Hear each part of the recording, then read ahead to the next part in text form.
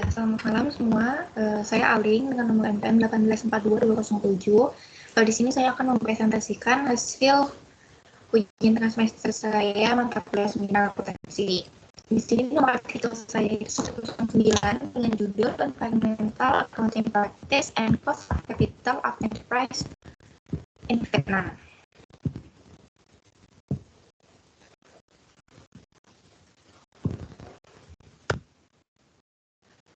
Lalu kita masuk ke latar belakang. Di sini studi menyatakan bahwa kinerja lingkungan perusahaan dapat meningkatkan kepuasan semua pemangku kepentingan, meningkatkan citra merek perusahaan, dan bahkan lebih meningkatkan nilai perusahaan dan menurunkan biaya modal.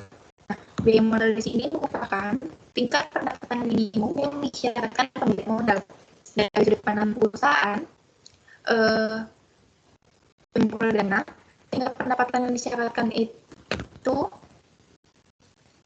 merupakan biaya atas dana yang diperoleh oleh si perusahaan. Nah, besar kecilnya biaya modal suatu perusahaan ini tergantung pada sumber dana yang digunakan perusahaan untuk membiayai investasinya, khususnya sumber dana yang bersifat jangka panjang. Kemudian ada agensi penelitian, di mana di sini diteliti oleh Nguyen and Tran. Di sini akan menunjukkan bahwa tingkat pengungkapan informasi akuntansi lingkungan berpengaruh positif terhadap kinerja keuangan usaha, baik saat ini maupun yang akan datang nanti. Nah, di sini ada masalah yang ada salah satu perusahaan di Indonesia, yaitu PT Pos Indonesia, dilansir oleh CNN, di mana bahwasanya si PT Pos Indonesia ini mengakui memiliki utang kepada bank-bank umum dan bank asing. Kemudian, nah utang ini untuk memupuk modal kerja, working capital si perusahaan, bukan untuk membayar gaji karyawan. Di sini diucapkan oleh si sekretaris PT Pos Indonesia ini, Sugeng Otoyo, pinjaman ini unpledged, artinya tidak ada aset yang diagunkan. Membayar gaji termasuk dalam biaya operasi, tapi bukan berarti pinjam uang untuk bayar gaji. Tutur dia kepada si CNN Indonesia.com. Kemudian kita masuk ke variabel dependen. Ini biaya modal ekuitas dan biaya modal utang. Biaya modal adalah biaya yang harus digunakan oleh perusahaan untuk memperoleh dana, baik yang berasal dari utang, saham bertahan, saham biasa maupun laba ditahan, yang digunakan untuk mendanai suatu investasi atau operasi perusahaan. Nah, ini dibutuhkan oleh lagi ya. Kemudian biaya modal perusahaan mencerminkan pengembalian yang dibutuhkan investor berdasarkan risiko sistematis perusahaan. Ada juga si lanjutan berpendapat bahwa untuk mengukur biaya modal ekuitas menggunakan model penetapan harga aset modal dengan biasa CAPM.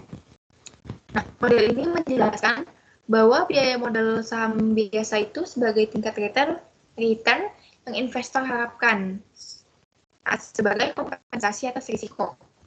Kemudian menurut Kopalasari and Bageduan, ini menunjukkan bahwa penurunan biaya modal ekuitas bagi perusahaan yang timbul dari menurunnya asimetri informasi di antara pelaku pasar itu dapat mendorong mereka untuk membuat kebijakan pengungkapan informasi akuntansi yang lebih baik. Yang dimana berarti sebuah perusahaan itu harus menentukan jumlah total bunga yang dibayarkan untuk setiap hutangnya selama tahun tersebut. Kemudian angka inilah yang dibagi untuk membayar semua utang yang belum dibayar. Nah, kemudian di sini ada biaya modal utang dapat didefinisikan sebagai tingkat yang harus diterima dari investasi untuk mencapai tingkat pengembalian yang dibutuhkan oleh kreditur. Tingkat return yang dibutuhkan oleh kreditur saat melakukan pendanaan dalam perusahaan. Ini oleh si Francis pada tahun 2005. Kemudian untuk Sisu NKK menemukan bahwa investasi dalam meningkatkan kinerja tanggung jawab lingkungan terhadap investor memberikan kontribusi terbesar untuk mengurangi biaya pendanaan ekuitas perusahaan dan biaya efek modal dari kinerja tanggung jawab lingkungan lebih signifikan dalam resesi daripada ledakan ekonomi. Juga dijelaskan biaya modal dari penggunaan kos itu, utang, itu dimulai dengan perhitungan biaya modal secara individual, baik itu utang jangka panjang maupun utang jangka pendek.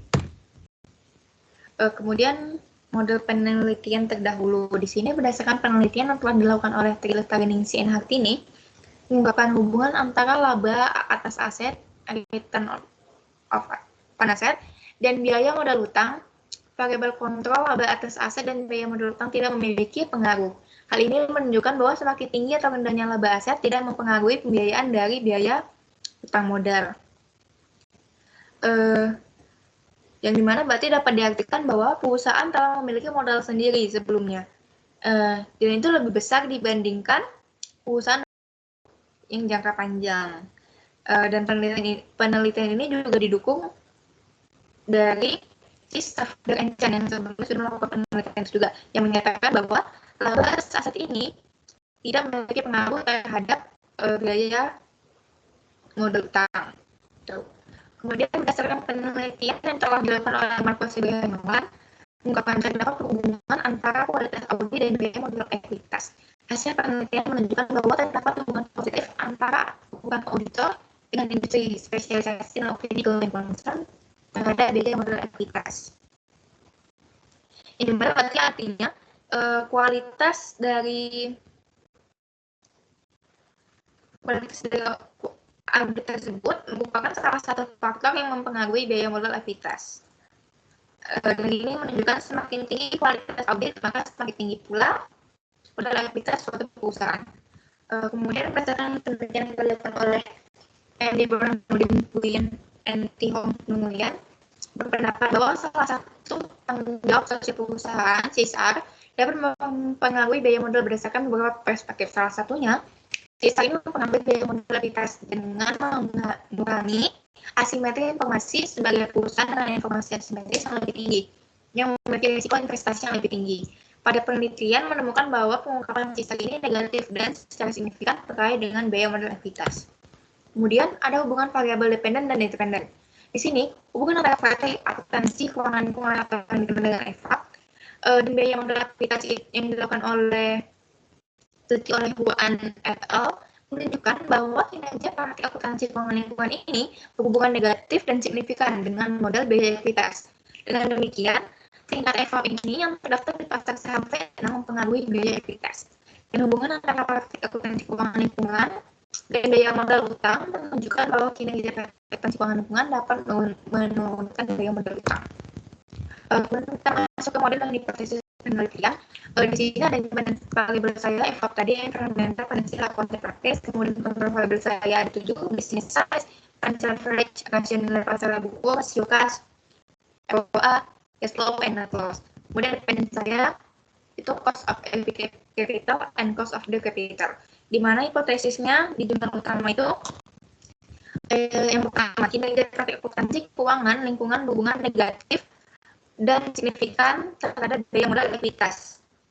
Kemudian yang kedua, kinerja praktik akuntansi keuangan lingkungan berpengaruh signifikan terhadap biaya modal utang. Dan hipotesis ketiga, kinerja praktik akuntansi keuangan lingkungan tidak berpengaruh signifikan terhadap struktur modal. Nah, di sini berarti hasil penelitian menunjukkan bahwa terdapat hubungan antara tingkat EFAP ini dan biaya modal perusahaan pada perusahaan yang terdapat di pasar saham Vietnam. Dengan kata lain, dalam konteks saat ini, EFAP ini tidak hanya membantu dan biaya modal, tidak hanya membantu perusahaan untuk mematuhi hukum, meningkatkan citra mereka, tetapi juga membantu bisnis mengurangi biaya transaksi untuk mendapatkan pendanaan secara eksternal. Nah, hasil penelitian ini menunjukkan bahwa perusahaan dengan kinerja EFAP yang lebih tinggi memiliki biaya ekuitas dan modal utang yang lebih rendah. Oleh karena itu, praktik dan pengungkapan informasi akuntansi ini diperlukan. Ini membantu bisnis menghindar komplikasi hukum untuk meningkatkan citra dan untuk mengurangi biaya modal juga. Berdasarkan metodologi, baik itu penelitian kuantitatif maupun kualitatif, penelitian ini memberikan cara alternatif untuk menurunkan biaya modal perusahaan Vietnam dengan menyelidiki hubungan antara kinerja EFAP ini dan biaya modal. Hasilnya, perusahaan dapat menerapkan EFAP sebagai mekanisme untuk menurunkan biaya modal dengan menyampaikan komitmen pembangunan berkelanjutan dan tanggung jawab sosial kepada si kreditor. Oke, mungkin sekian presentasi dari saya. Mohon maaf atas kurang dan kesalahan baik ucapan maupun tingkah laku. Terima kasih atas perhatiannya.